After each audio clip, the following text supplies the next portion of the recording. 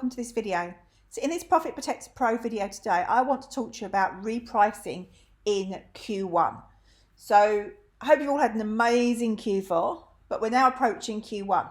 So how should your repricing change in Q1? So that's the question I'm hoping to answer in this video. Now, normally in a normal year, Q1 starts off quite busy. January can still be quite busy because people have been given money and vouchers and such like for Christmas and they're spending it. So January can still be quite busy, but things then start to fade off into February and March. So they tend to be quieter months in January. But obviously this year is slightly different because with COVID around, Q1 I think is going to actually be really, really busy. So I still think Q1 is going to be fantastic for selling on Amazon. So I think a lot of the time when we move into Q1, we talk about, you know, making sure that your products are right for Q1. So, you know, trying to make sure, like in January, obviously you've got people with vouchers and such like to spend, so they're still repricing and you're still buying products, and therefore you should be buying products and repricing products that are you know, to do with toys and presents and gifts and all of that, because people are still interested in that in Q1 because they're spending their vouchers and they're spending their money. But obviously also you've got, you know, your whole new year, new you thing going on. So you want to think about as well, you know, products that you can source and you can sell and you can reprice that are about fitness things. But as well as that, normally I would say in Q1, in January, you want to try, obviously you should always be getting profit for your products. You're in this business to make profit. So it's not a case of just dropping the price on everything. But it's always a good idea in Q1, or certainly maybe by the beginning of February, to start thinking about, you know, looking at your products, what you've got in stock, what you've had a long time, what might be good to get some sales going. So, you know, make sure you're in profit. But maybe you want to look at those minimum prices, see if there's some movement there, see if you can do more. Because obviously in Q4, you want to keep your prices high because there's constant demand. And even through January, there's still quite a lot of demand. But as things tail off, you want to make sure you're still getting your sales. So obviously we're not going to expect the sales that we got in Q4. But as I say, this year is going to, you know, 2021, Q1 2021 is going to be different from other quarters. It's definitely going to be busier than other quarters, other Q1s have been in the past. So you're not going to see, I don't think you're going to see some like massive drop off in February. I don't think that's going to happen. I think it's going to stay consistent-ish. I think it will be lower. It will be slower than it has been in Q4, of course. And in January, it will be, February and March will be slower than it has been in January. But by the time we get through to March and, you know, the weather starts to change and people become much more, you know, the mood lifts, let's put it that way. So people then become much more positive and things start to pick up a little bit as well as we move towards Easter naturally. So I would say for January, my advice would be don't drop your prices too much. Make sure you're competitive, of course. There is no point in being £10, £20, $10, whatever, over the buy box because you're not going to get sales that much over the buy box. But make sure you're competitive, but don't be panicking. There is no need to panic at all.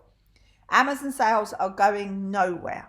You're still going to sell your products into Q1, Q2, Q3 and Q4 next year. Products sell all year. So it's not a case of you have to just eliminate all your products, drop all your prices, you know, put everything on aggressive and get rid of everything. You don't need to do that. There's absolutely no need. Products sell all year round. So do bear that in mind. So I would suggest you keep your products maybe not quite as high as you've had them, but still fairly high through January. It isn't the time, in my opinion, to be dropping them, certainly not this year. So keep your prices relatively high. Maybe not, as I say, not quite as high as they have been, but still keep them fairly high. In February, you might want to drop them a little bit because you might want to make sure you're competitive because the demand will drop off. And, you know, business is just about, you know, demand and how many people are supplying the product. It's all about supply and demand. So you know, on the products where you've got a lot of competition, you might want to drop the price a little bit come February. You might want to look at your minimums, decide whether you want to do something different with that. But definitely there will still be demand. It's not like there's no demand. So you don't need to drop everything crazily. That's not, we want to make sure we stick with the Profit Protector Pro theme of making money. You know, it's all about making money. So it's making money for your business. So I would suggest you keep them fairly high in January, drop them a little bit for February, and then March, see how things are going with the whole COVID thing coming into spring. And I don't think things will drop off as much as they have in previous years. So I wouldn't suggest you go lowering your prices too much. Be competitive, absolutely, you need to do that. But I don't think there's going to be the same requirement to drop your prices as there has been in previous years. I think the demand will remain on Amazon because people are still not going to want to be going out to the shops. The shops are still going to be closed. We're probably likely to still be under some sort of restriction right through till spring. So that would be my advice. Keep your prices fairly high. Make sure you're competitive come February. And, you know, look at where things are in March, but don't panic. There is no need to panic. You know, online demand is going to stay high. There's not going to be some I don't think, going to be some big Q1 crash. I don't think it's going to happen like that. People still need stuff. Obviously, if you can get into sourcing and selling things that are more replenishable, then that's going to do you well as your toys and all your gift stuff as well. So if you can find a balance in your business between the two, then you're going to do really well when it comes to repricing your products and selling your products, and you've got a nice balance between them all. So my top thoughts really are, don't panic. I don't think anything's going to fall off a cliff. Amazon is still going to be selling lots of things. People are still going to be buying lots of things. So maybe don't be quite, if you've been really aggressive in past years with your price drops in February and March, then I would absolutely suggest you probably don't be as aggressive this year.